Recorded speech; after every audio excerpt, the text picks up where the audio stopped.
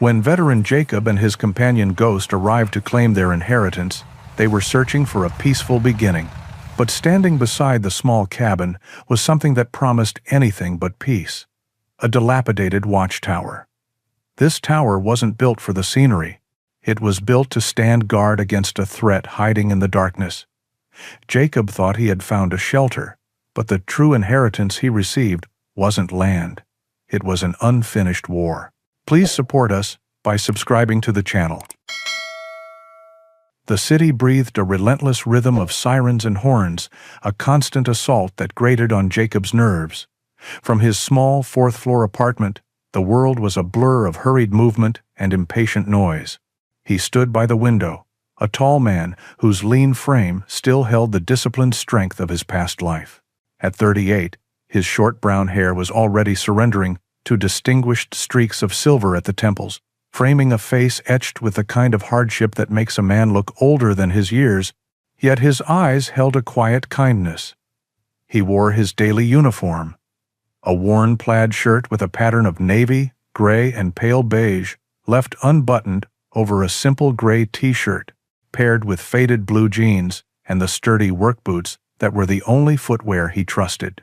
Beside him, a silent guardian sat patiently on the floor. Ghost, a 5-year-old German shepherd, was a magnificent creature.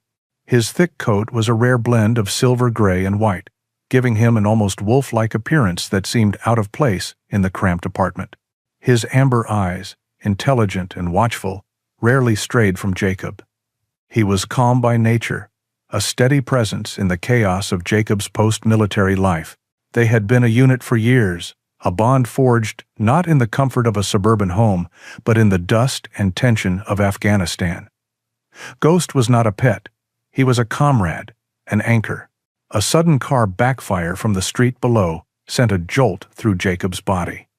His hand instinctively went to his side, where a weapon no longer hung. His breathing hitched. Before the wave of panic could crest, a wet nose nudged firmly against his hand. Jacob looked down into Ghost's unwavering gaze. The dog whined softly, a low rumble in his chest, not of aggression, but of profound concern. Jacob exhaled slowly, his shoulders slumping as he reached down to scratch behind the dog's ears. "It's okay, boy," he murmured, his voice a low rasp. "Just the city being the city." Ghost leaned into the touch, his solid weight a grounding force. This was their routine. The world would scream, and Ghost would pull Jacob back from the edge. Life after the Army Rangers was a war of a different kind, fought not in the mountains, but inside his own head. The city, with its crowds and its sudden sharp noises, was a battlefield he was losing on. Every day was a struggle to find a foothold, to make sense of a world that no longer operated on clear missions and unwavering brotherhood. The buzz of the intercom was an unwelcome intrusion. Jacob tensed again. He rarely had visitors. Ghost let out a single, sharp bark, positioning himself between Jacob and the door. Jacob pressed the button. "Yeah?" A crackled, unfamiliar voice answered. "Courier for Jacob." A few minutes later, he was holding a crisp manila envelope. Inside was a letter, thick and formal, bearing the letterhead of a law firm in Helena, Montana. He read the words slowly, his brow furrowed in confusion. It was a summons to the reading of the last will and testament of Arthur, his great-uncle. Arthur. The name was a ghost from his childhood, a whisper in old family stories. Jacob had only met him once, a vague memory of a tall, quiet man with eyes that seemed to look right through you. He was the family eccentric, the one who had disappeared into the wilds of Montana decades ago and was rarely heard from since. The journey to Montana was a pilgrimage toward an unknown.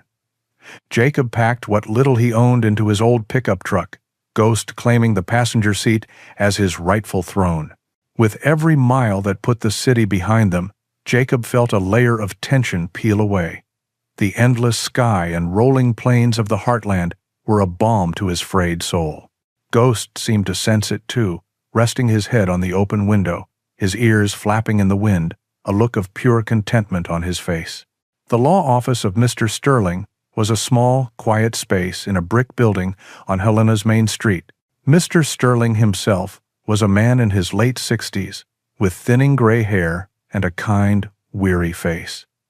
He greeted Jacob with a firm handshake and a sad smile. "I was sorry to hear about Arthur," Mr. Sterling said, gesturing for Jacob to sit. "He was a client for a long time, a very private man." Jacob sat, Ghost settling at his feet with a quiet sigh.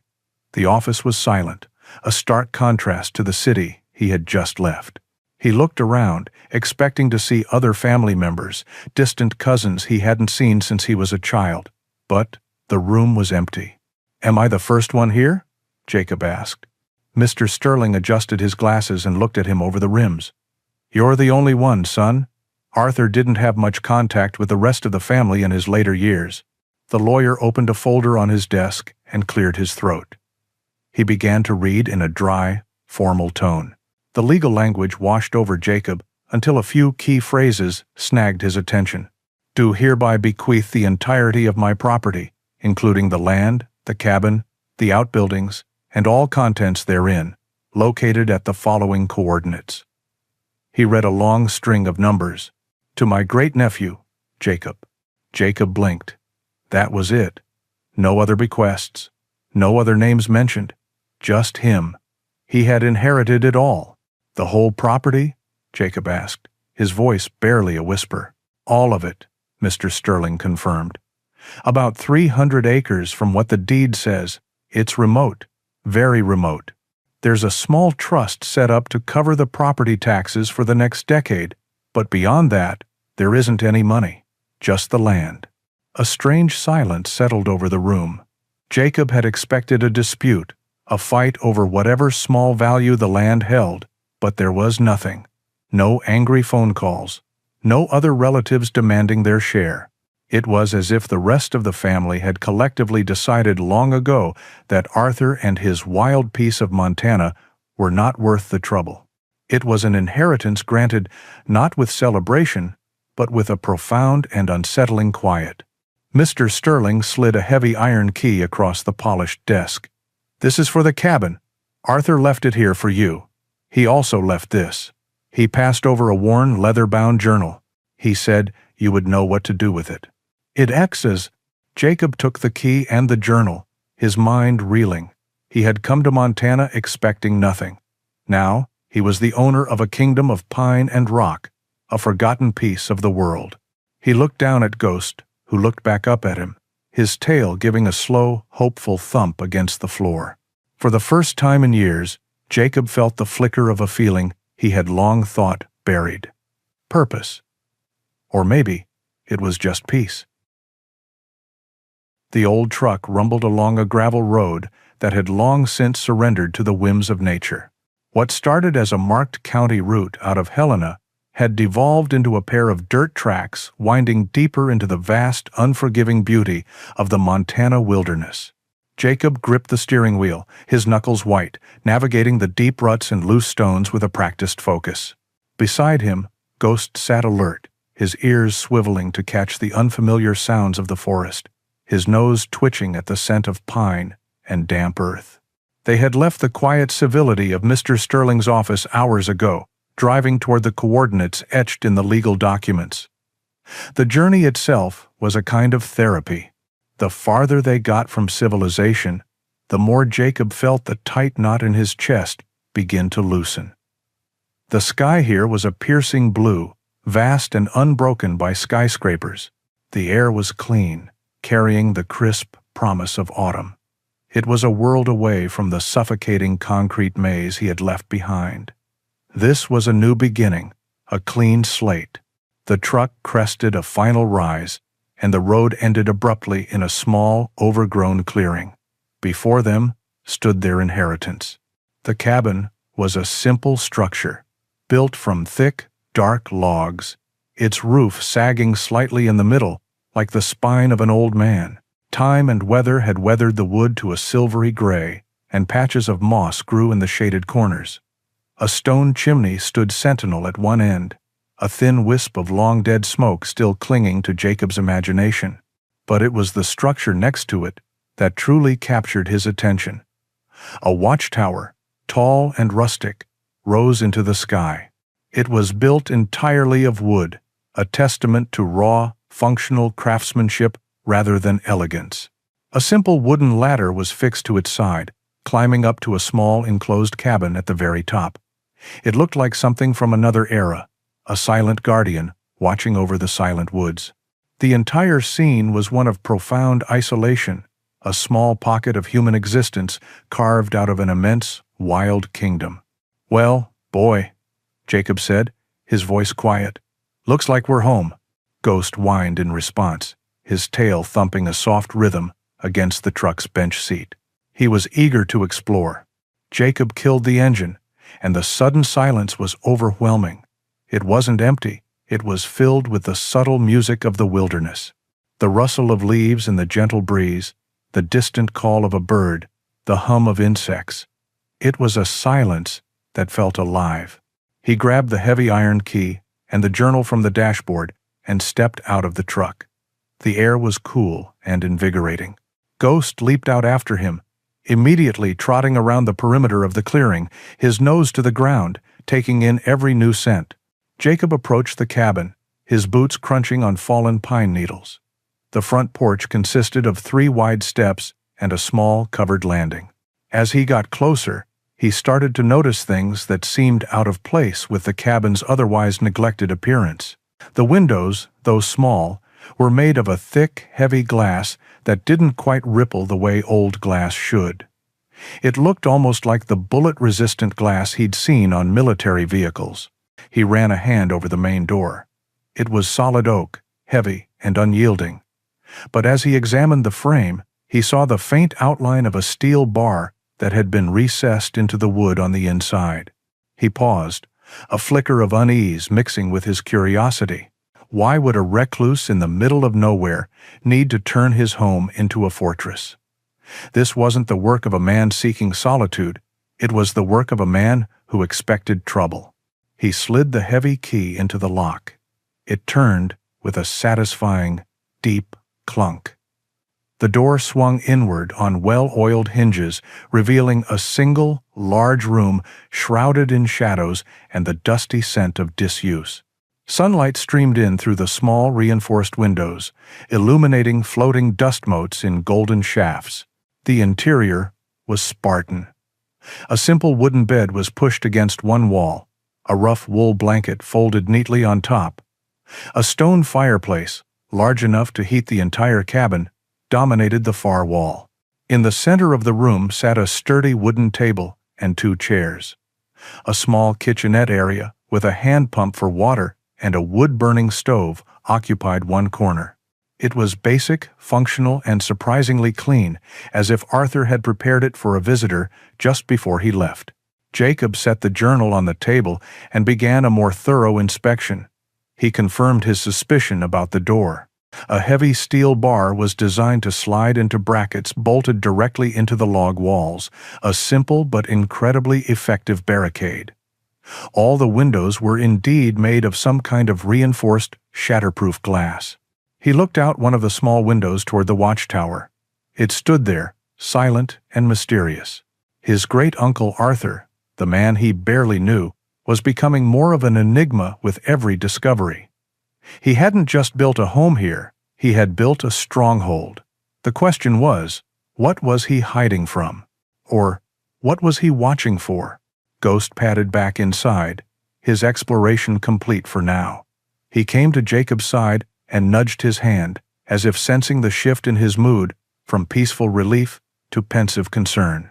Jacob knelt and wrapped an arm around his friend's powerful shoulders. "This place is more than it seems, buddy," he whispered into Ghost's fur. "A lot more." The sun began to dip below the towering pines, painting the sky in hues of orange and purple. The forest grew darker, the shadows longer. In the profound silence of his new kingdom, Jacob felt the weight of his uncle's secrets settling around him.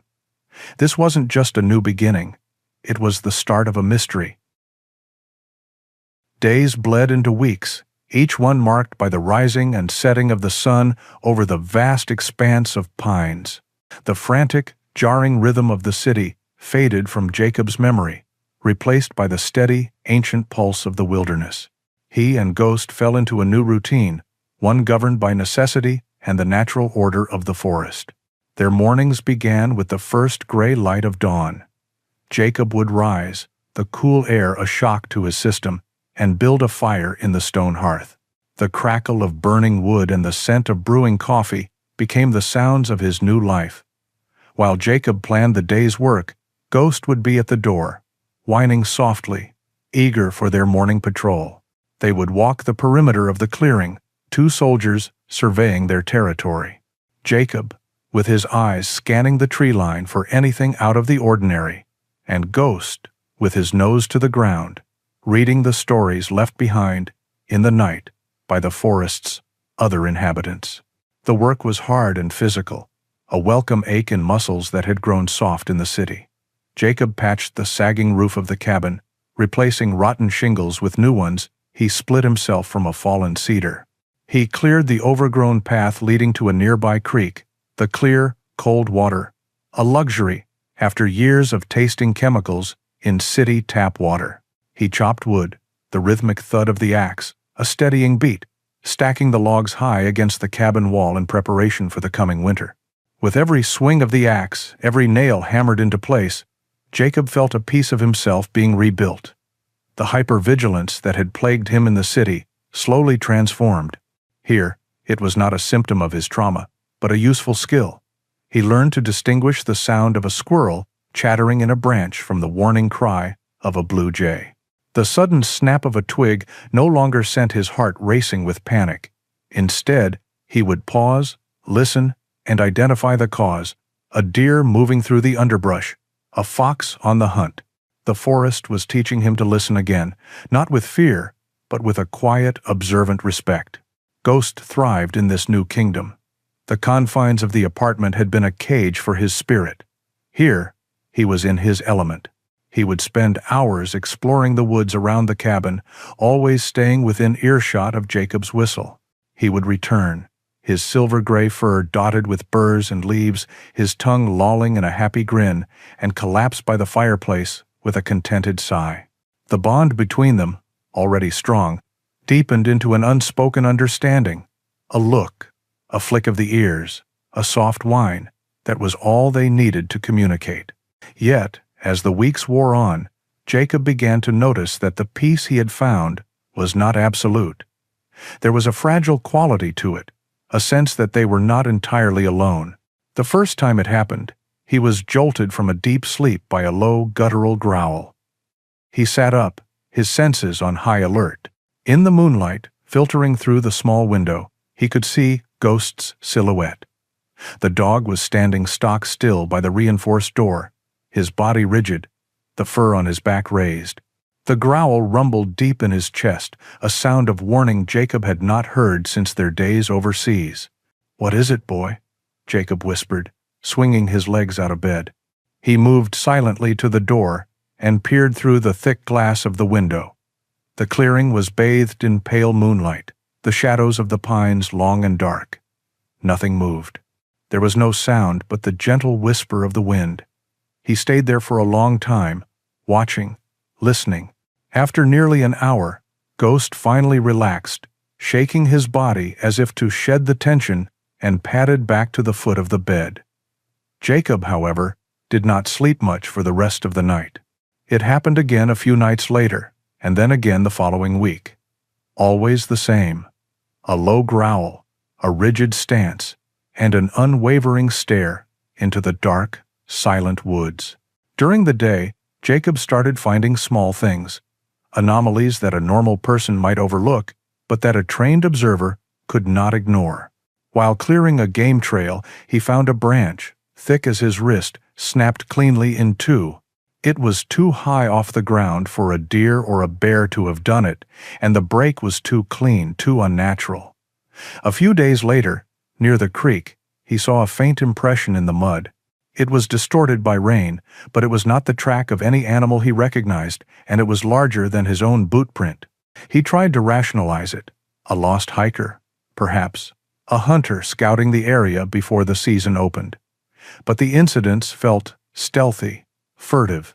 Whoever or whatever was out there, they did not want to be seen. He would stand by the edge of the clearing in the evenings, watching the sun go down, a familiar feeling of being watched creeping up his spine. For now, he pushed the thoughts aside, focusing on his work, on the peace he had fought so hard to find. But in the back of his mind, a soldier's instinct was sounding a quiet, persistent alarm. His fortress, it seemed, might have a reason to exist after all.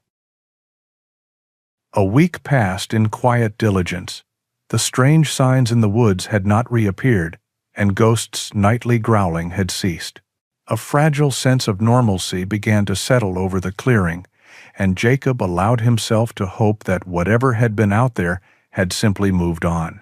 He had finished reinforcing a loose section of the porch railing and was now splitting the last of a large pine log, his movements economical and strong. The crisp autumn air was filled with the satisfying scent of freshly cut wood. He sank the axe into the chopping block and wiped a bead of sweat from his brow with the back of his sleeve. He looked around for Ghost, expecting to see him dozing in a patch of afternoon Sunday, but the dog was not in his usual spot. Jacob scanned the clearing and found him at the foot of the watchtower. He was not resting. Ghost was utterly fixated on a spot near the tower's foundation, close to where a thick, gnarled root from an ancient pine broke the surface of the soil. His body was tense, his tail low and rigid. A low, persistent whine escaped his throat, a sound of intense concentration. As Jacob watched, Ghost began to dig, his powerful front paws sending clumps of dark earth and pine needles flying behind him. He would dig furiously for a moment, then pause to shove his nose deep into the hole, sniffing intently before starting again. This was not the playful digging of a bored dog. This was a mission. "Ghost, what are you doing?"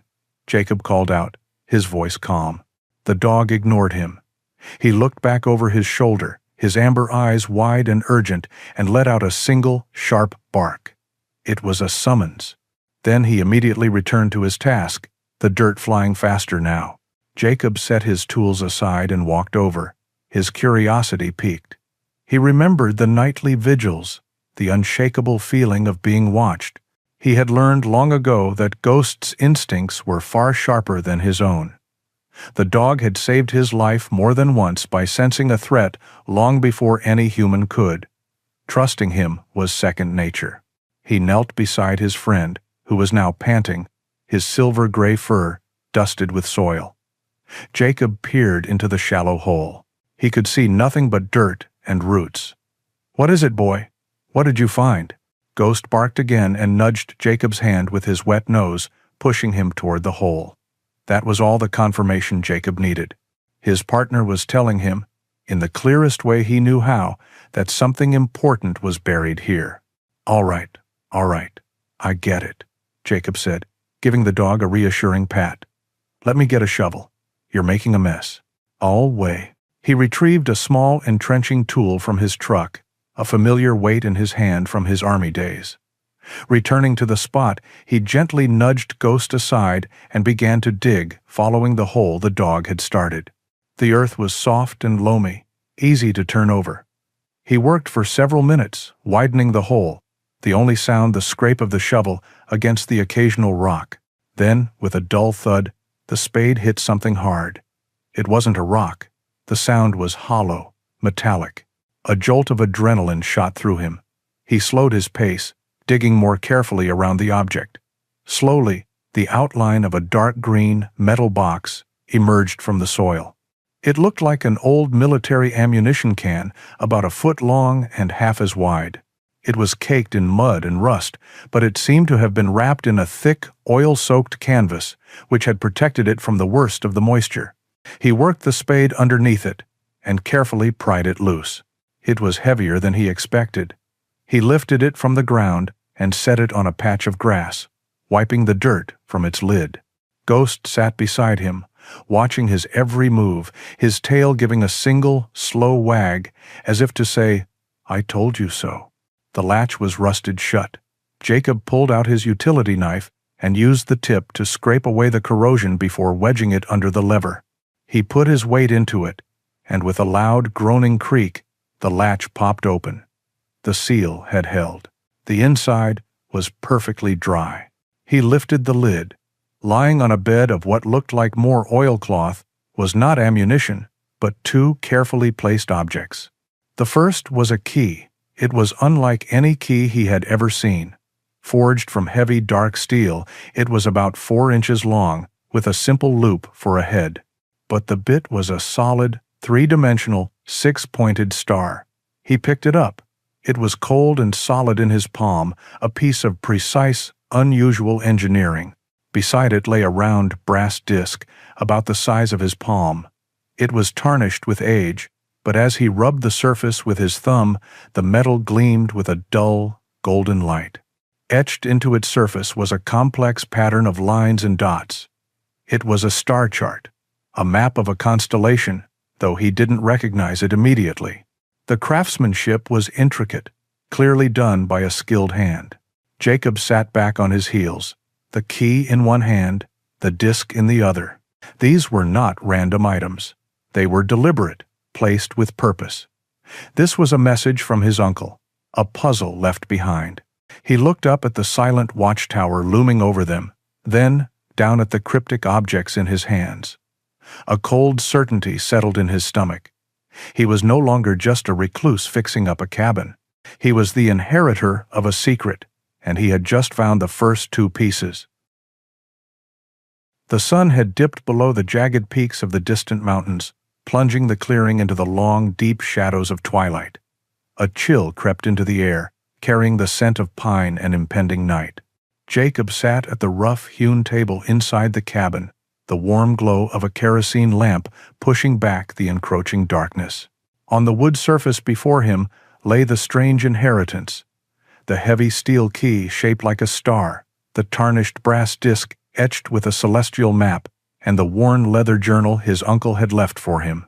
Ghost lay at his feet, head on his paws, but his amber eyes were open and watchful, tracking Jacob's every move.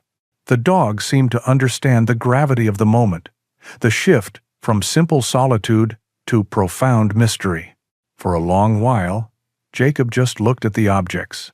They felt like artifacts from a forgotten world, imbued with a purpose he could not yet comprehend. The key was a question, the disc was a map to an unknown destination, and the journal, he hoped, was the answer key. He picked it up. The leather was soft and supple from years of use. He opened it to the first page. The handwriting was small and neat, the precise script of an engineer or an architect. The early entries were dated years ago, filled with observations of the natural world. Arthur had documented the migration patterns of birds, the changing colors of the seasons, the behavior of a family of deer that frequented the creek. It read like the diary of a man who had successfully divorced himself from the world of men and found solace in the rhythms of the wild. Jacob felt a pang of kinship with the author, recognizing the same search for peace that had driven him here. He turned the pages, scanning the entries. The peaceful observations continued for a long time, page after page of meticulous notes on the forest. But slowly, subtly, the tone began to change. Interspersed with notes on the flora and fauna were other, more unsettling observations. An entry from the spring of 2021 mentioned unnatural silence in the woods at night, a time when even the insects seemed to hold their breath. Another entry spoke of paths where none should be, trails that were too wide for animals and too straight for hikers. Jacob's focus sharpened. He was no longer reading the journal of a naturalist. He was reading the field notes of a watchman. He kept reading, his dinner forgotten. Deeper into the journal, he found a page that made him stop. The entry was from 2 years prior. Tucked between the pages was a faded newspaper clipping. It was a small article from a national paper, detailing the homecoming of an Army Ranger unit from a long deployment in Afghanistan. There was a grainy photo of the soldiers disembarking from a transport plane, and there, near the back, was a younger, harder version of himself. Beneath the clipping, Arthur had written in his precise hand, "My brother's grandson. I have followed his career from a distance. The papers print his name, but they do not know the man. They speak of valor, of medals won in the dust and the heat. They do not speak of the cost." Jacob's breath caught in his throat. He had always assumed Arthur was just a name, a distant relative who had forgotten them as completely as they had forgotten him. But he had been watching. He read on, his heart pounding a slow, heavy rhythm against his ribs. He does not know me, but I know him. I see it in the set of his jaw in that photograph. I see the shadow of a watchman in his eyes. He is the only one in the family who would understand this land, this silence. That is why it must be his. I am not leaving him a burden, but a purpose. A wave of emotion washed over Jacob, so powerful it made the room feel small. He felt a connection to the ghost of his great-uncle, a sense of being seen and understood in a way he had not felt since leaving the service.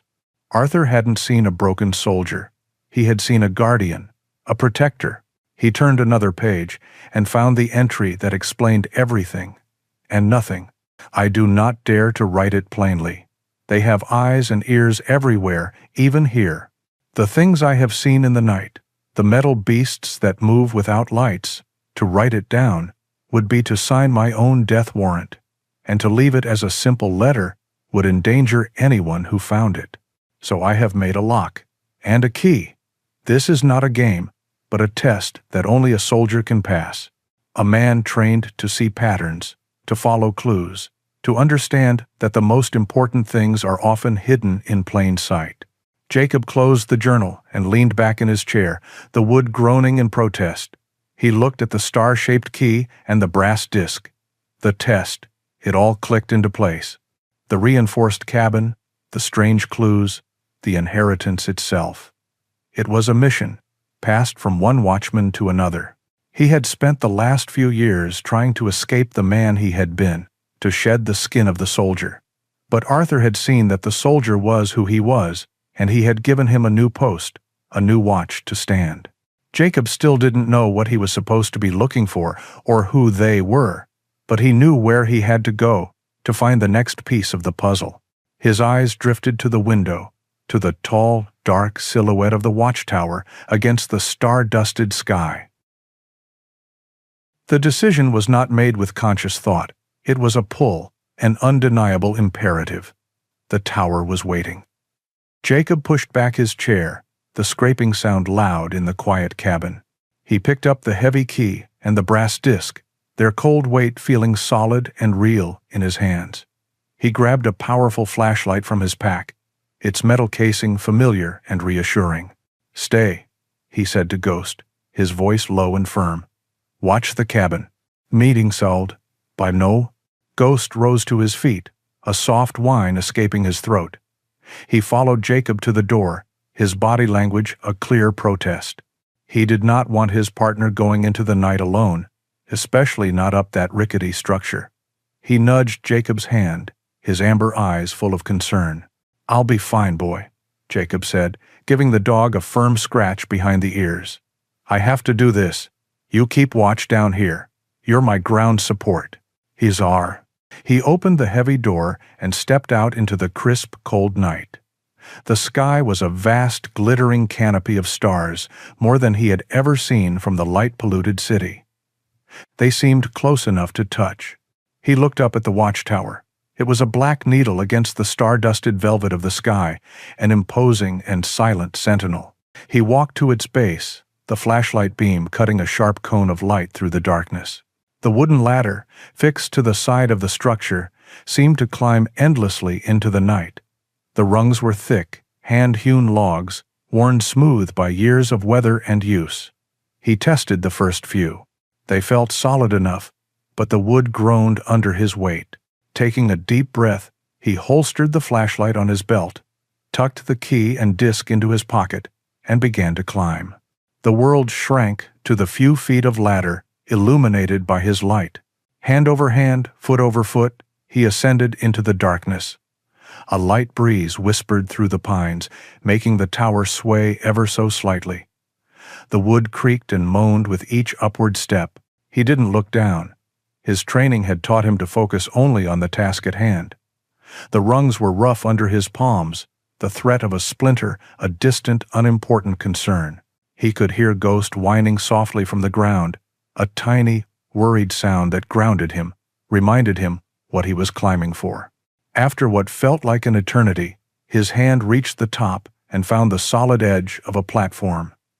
He hauled himself up and into the small enclosed cabin at the tower's peak. He shut the small wooden door behind him, and the sound of the wind was immediately muffled. He unclipped his flashlight and swept its beam around the space. It was a cramped, dusty box, no more than 8 feet square. A single wooden stool sat in the center. The walls were bare wood, except for one, which had a long, narrow slit of a window for observation. Through it, he could see the entire clearing, his own small cabin, a warm, golden speck of light below. It gave him a powerful sense of perspective, of seeing the world as his uncle must have seen it. His gaze swept the room again, looking for the next piece of the puzzle. Against the far wall sat a heavy, footlocker-style military chest, its green paint faded and peeling. It was exactly as he had imagined. But as he examined it, he saw there was no visible lock, no clasp, no hinge he could pry open. It was a solid, sealed box. He pulled the brass disc from his pocket. He shone the flashlight on its surface, the intricate pattern of the constellation gleaming. Arthur's journal had said he had to see the patterns, to look for things hidden in plain sight. He began to scan the cabin walls with the light, searching for a corresponding image. He found it on the wall next to the observation window.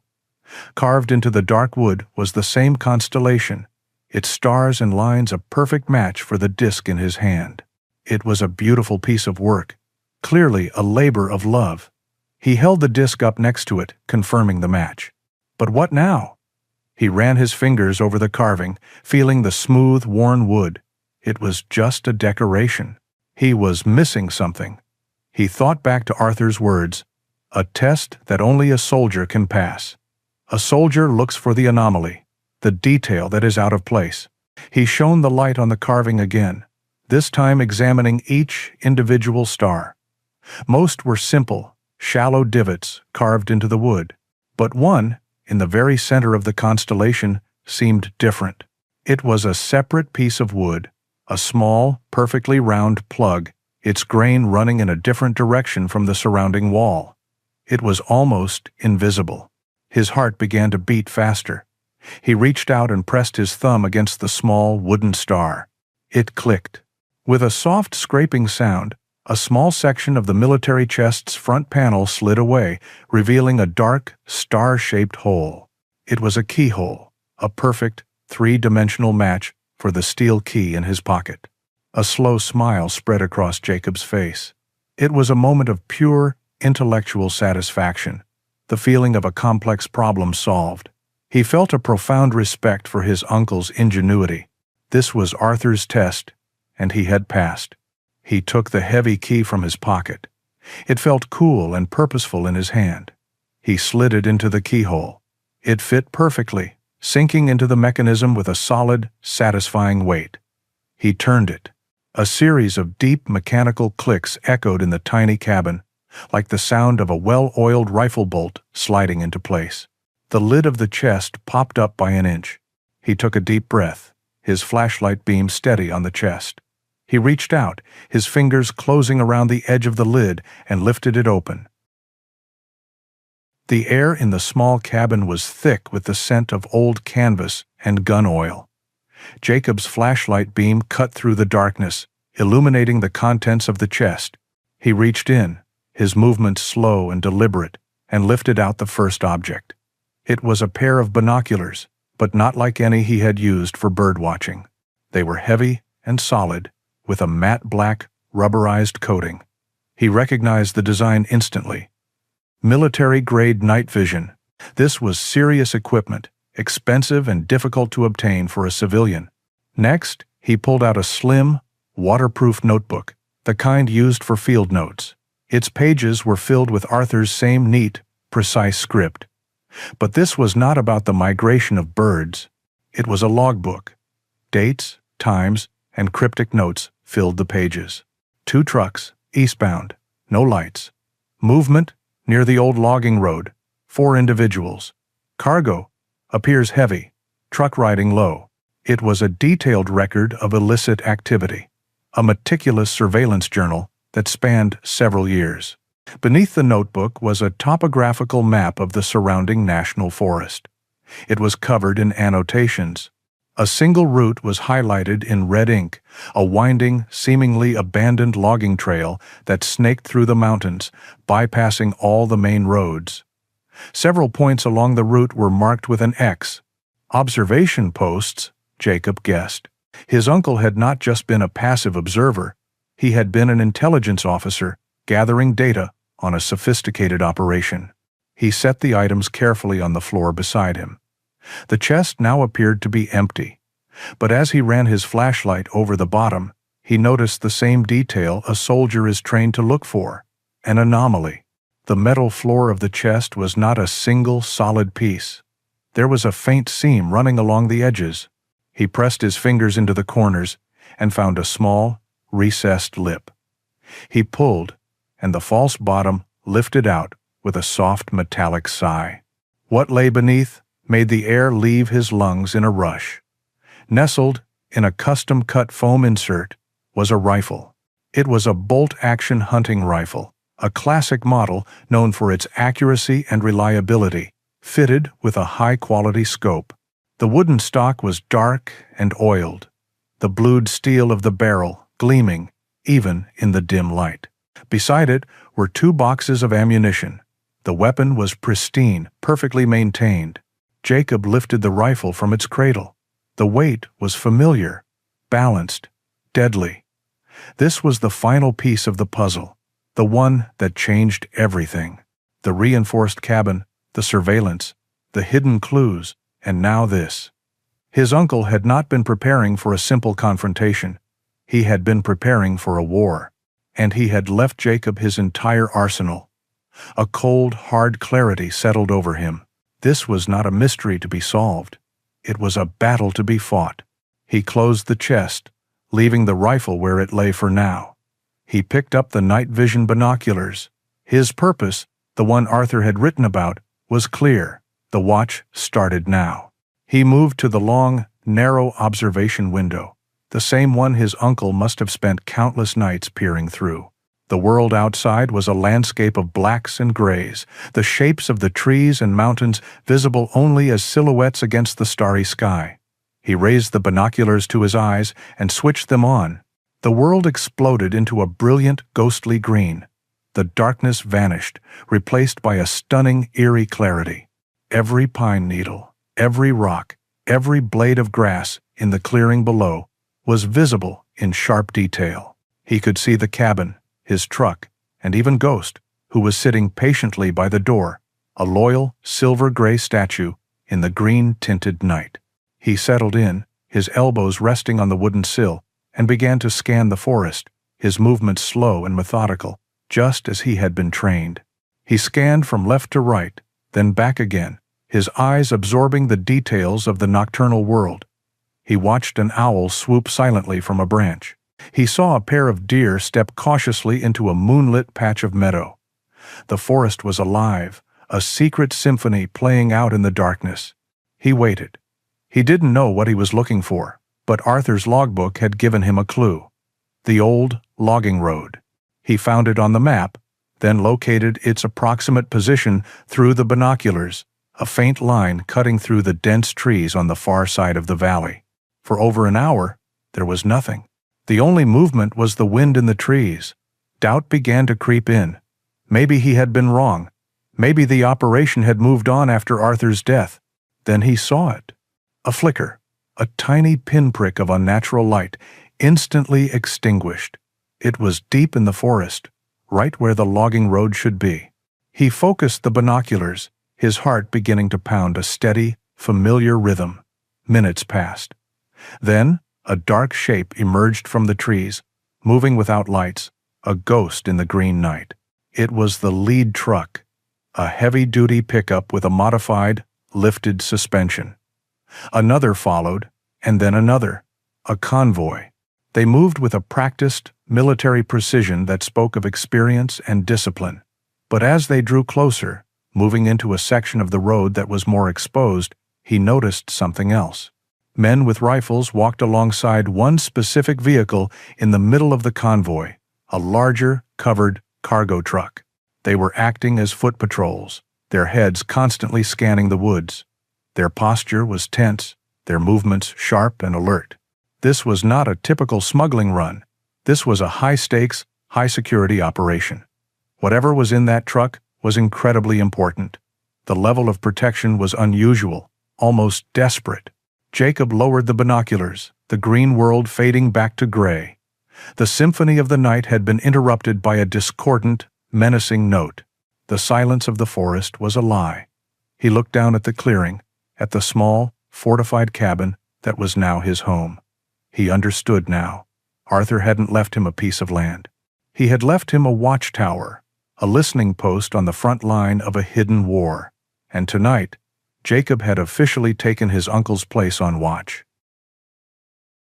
Jacob remained in the watchtower until the first pale fingers of dawn stretched across the eastern sky, turning the ghostly green world of his binoculars back into a landscape of muted grays and deep purples. He descended the ladder stiffly, his muscles aching from the long, tense vigil. The cold morning air was sharp in his lungs. Ghost met him at the base of the tower, whining softly and nudging his hand, a silent question in his amber eyes. "I'm okay, boy," Jacob murmured, his voice rough from disuse. But things have changed. He spent the morning in a state of controlled, focused activity. The discovery of the convoy had stripped away any lingering uncertainty. This was no longer a mystery to be solved at a leisurely pace. It was an active threat. He retrieved the rifle from the tower, cleaned and oiled it with the meticulous care of a soldier, reunited with a trusted friend, and loaded a magazine. He did not place it back in the chest. Instead, he propped it in the corner next to the cabin's heavy door, within easy reach. He went about his chores, chopping wood and securing the small shed, but his senses were on high alert. Every snap of a twig, every call of a distant bird made him pause and listen. He was a soldier on watch again, the familiar, humming tension a current beneath his skin. He wore his old brown leather jacket over his plaid shirt, a welcome barrier against the growing autumn chill, and a piece of familiar armor against the unknown. It was mid-afternoon when he found the message. He was returning to the cabin after a final check of the clearing's perimeter when he saw it. A piece of paper, stark white against the dark wood of his door, held in place by the tip of a hunting knife plunged deep into the oak. His blood ran cold. He had been in the cabin less than an hour ago. They had been here, close enough to touch his home, while he was mere yards away, and he had not seen or heard a thing. They were professionals. Ghost let out a low, menacing growl, the fur on his neck standing on end. He stood between Jacob and the door, a solid wall of protective muscle. "Easy, boy," Jacob said, his voice a low command. He placed a hand on Ghost's back, a gesture meant to calm the dog as much as himself. He slowly approached the door. The paper was not a note. It was a photograph, old and creased, the colors slightly faded. Jacob's heart hammered against his ribs. He recognized it immediately. It was a picture of his ranger unit, taken in the dusty heat of Kandahar in 2012. 10 men, young and hard, grinning at the camera, their faces smudged with dirt and camouflage paint. His brothers. And there he was, in the center of the group, or where he had been. His own face in the photograph had been violently scratched out with the point of the knife, leaving a shredded, gaping hole in the image. It was a violation, a deeply personal, calculated threat. This was not a random warning. They knew who he was. They knew where he had been. They had gone to the trouble of finding this photograph, this piece of his soul, and had used it to deliver their message. "We can get to you. We know what you were, and we can erase you."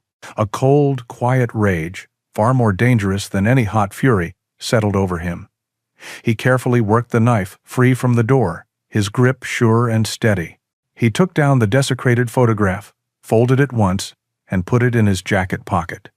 This changed nothing, except to solidify his resolve. They had meant to scare him. They had only made him more determined. As dusk fell, a heavy silence descended upon the clearing. Jacob did not light the lamp. He sat in the darkness, the rifle resting across his lap, Ghost a silent shadow at his feet. They waited. The moon was a sliver in the sky, offering little light. The woods were a black, impenetrable wall. Hours passed. The only sound was the whisper of the wind. Then, Ghost's head lifted. A low, almost inaudible growl rumbled in his chest. His ears were swiveled toward the dark tree line at the edge of the clearing. Jacob's hand tightened on the rifle. He trusted the dog's senses implicitly. They were not alone.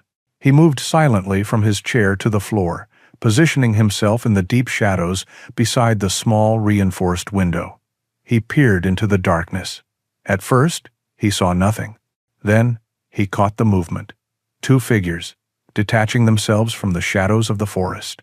They were dressed in dark clothing, moving with the fluid, silent grace of predators. They did not rush the cabin. This was a reconnaissance. One moved to the left, flanking the clearing, while the other moved to the right, their paths a perfectly executed pincer movement. They used the trees for cover, pausing every few yards to scan the cabin, the truck, the silent watchtower.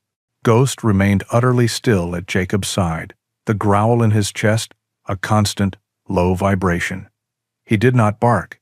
It was as if he understood the need for silence, for observation. Jacob raised the rifle, settling the stock against his shoulder. He looked through the scope, the optics gathering the faint starlight, bringing the figures into sharp relief.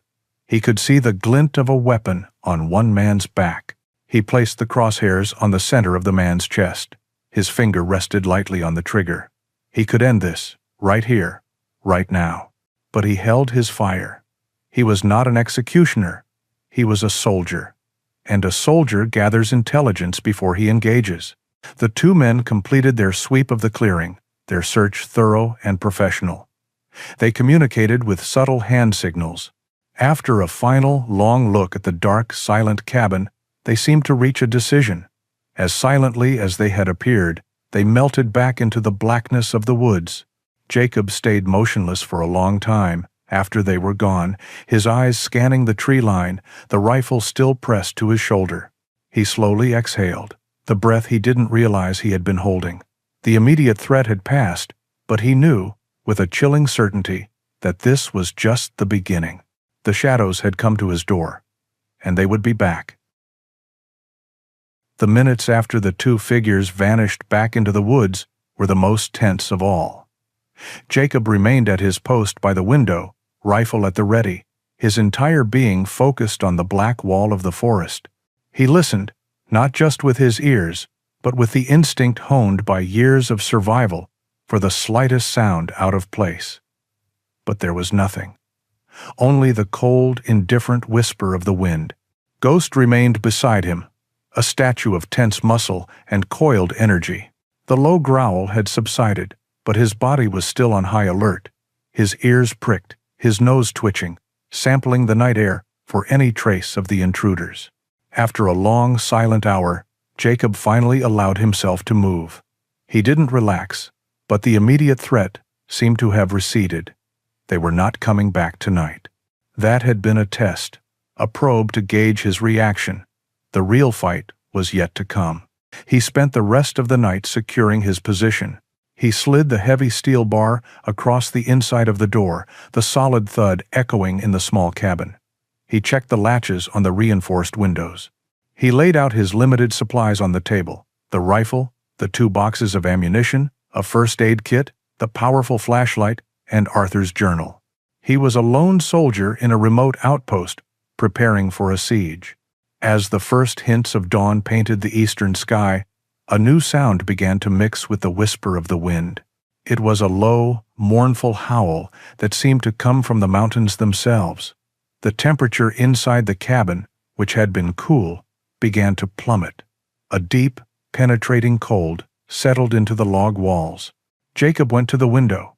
The sky was no longer the clear, star-dusted canopy of the night before. A thick, churning blanket of gray clouds was rolling in from the north, moving with an unnatural speed. The world was losing its color, turning into a monochrome landscape of gray and black. The first snowflake fell just after sunrise. It was a large, wet flake that drifted lazily down and melted on the dusty ground. Another followed, and then another. Within minutes, the air was filled with a swirling curtain of white. This was no gentle autumn snowfall. This was a blizzard, a sudden, violent squall roaring down from the mountains with a fury that felt personal. The wind howled, shrieking through the pines, and the snow began to fall in a blinding horizontal sheet. The world outside the small windows dissolved into a maelstrom of white. Jacob watched, a grim understanding dawning on him. This storm changed everything. It was both a cage and a cloak. It trapped him here, cutting him off from any possibility of escape or communication. The town was miles away, through treacherous terrain that was now becoming impassable, but it also trapped them.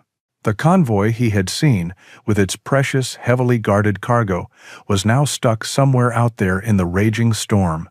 Their operation was compromised, their timeline was ruined, and they knew there was a witness nearby who had seen them. He now understood the reconnaissance of the night before. They weren't just checking him out, they were planning their assault, and the storm had just given them the perfect cover. No one would hear the gunshots. The snow would cover their tracks, cover any evidence, cover a grave. They could erase him, and the world would never know. "They're coming, boy," he said quietly to Ghost, who had come to stand beside him, his warm body a comforting presence against the bitter cold. The dog looked out at the swirling chaos, then back up at Jacob, a soft whine in his throat. He understood. Jacob's training took over, his mind clear and focused, the fear pushed aside by the cold logic of survival. He moved with purpose. He filled every container he could find with water from the hand pump, not knowing how long he would be trapped. He opened a can of beans and ate it cold, forcing himself to take in the calories. He needed to be strong. His gaze fell upon Arthur's old military radio, which he had found in the shed. It was his only hope of contacting the outside world, but he hadn't had a chance to test it. He brought it inside, the metal cold to the touch. He checked the batteries and hooked up the antenna. He turned the dial, and the speaker crackled to life with a hiss of static, punctuated by the angry roar of the storm's interference. It was useless for now, but maybe, if he survived the assault, and if the storm passed, it would be his salvation. As the afternoon light began to fade, swallowed by the relentless blizzard, Ghost suddenly stood at attention, his body rigid.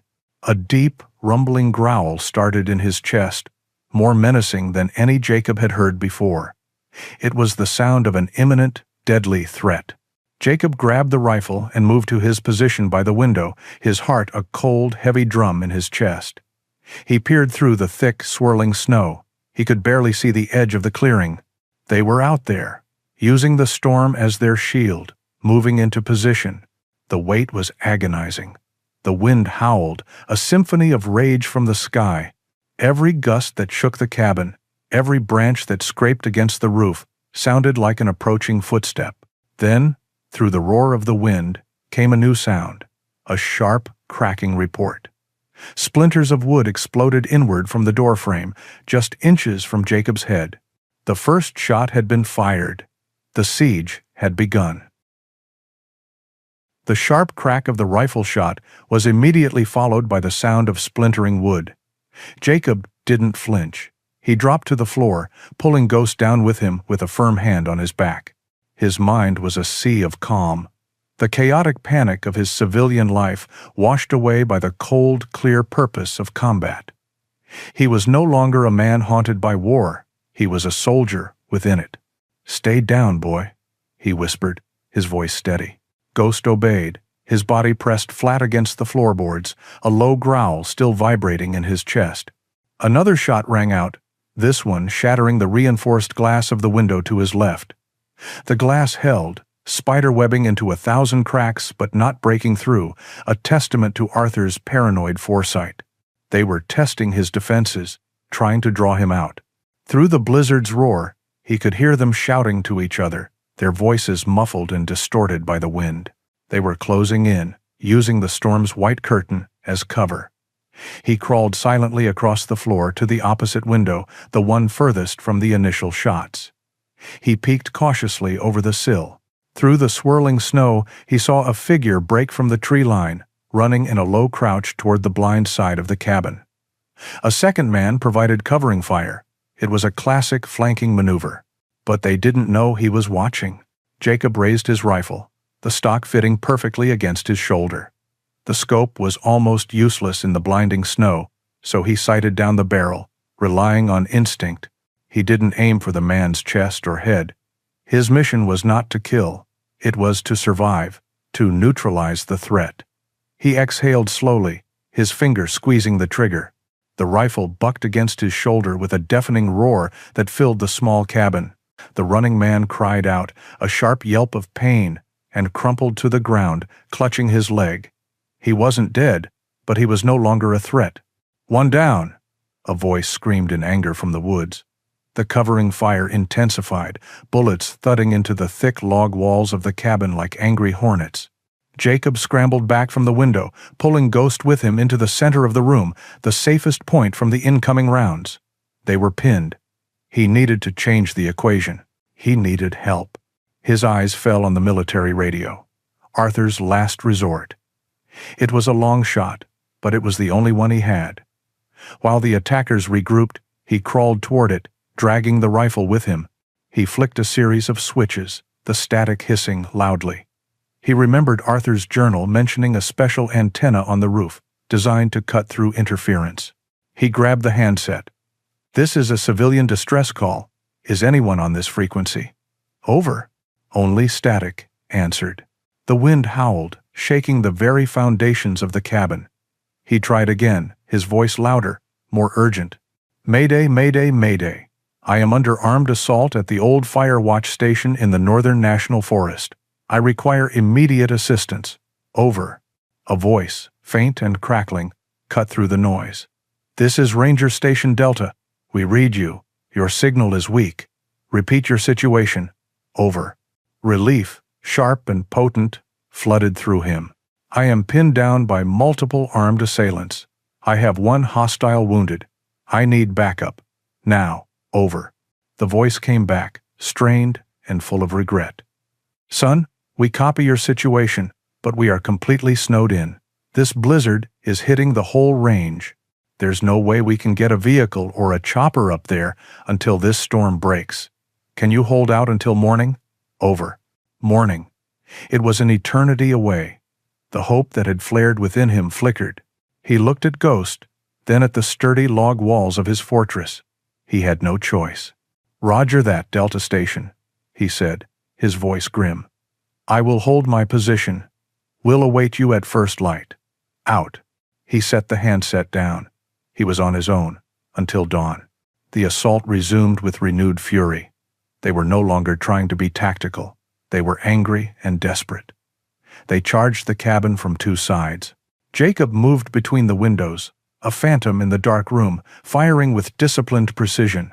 A second man went down, a bullet to his shoulder, spinning him around and sending his rifle flying into a snowdrift. A third took a round to his knee as he tried to break down the reinforced door. Their attack faltered. Cries of pain now mixed with the howl of the wind. They dragged their wounded comrades back into the relative safety of the tree line, leaving streaks of red on the pristine white snow. A tense, unnerving silence fell over the clearing, broken only by the raging storm.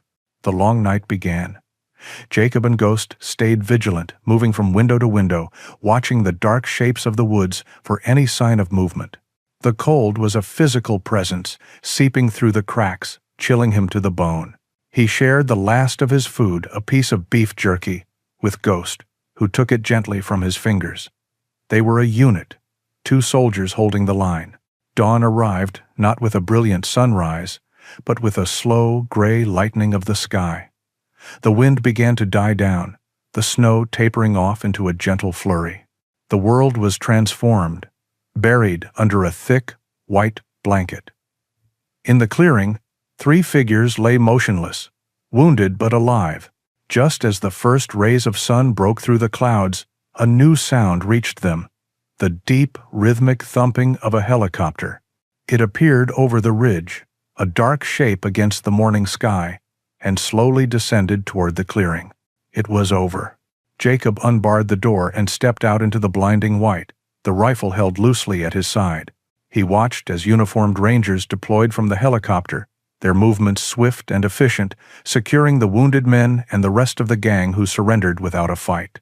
A senior officer, a man with a weathered face and kind eyes, approached him. "You must be Jacob," he said, his voice full of respect. "You did good work here, son. Real good work." Jacob could only nod, the exhaustion hitting him like a physical blow. He looked at the chaos in the clearing, then back at his small, battered cabin, and then at Ghost, who stood beside him, his silver-gray coat brilliant in the morning sun, his tail giving a slow, steady wag. The rangers cleared out, taking the criminals with them. The helicopter lifted off, its sound fading into the distance, until all that was left was the profound, peaceful silence of the mountains. Jacob sat on his porch steps, the rifle laid carefully beside him. Ghost rested his head on Jacob's knee. They watched the sun climb higher in the sky, its warmth a welcome promise. The war was over. The ghosts of his past were finally quiet. He was no longer a soldier without a post. He was a watchman, and he was home.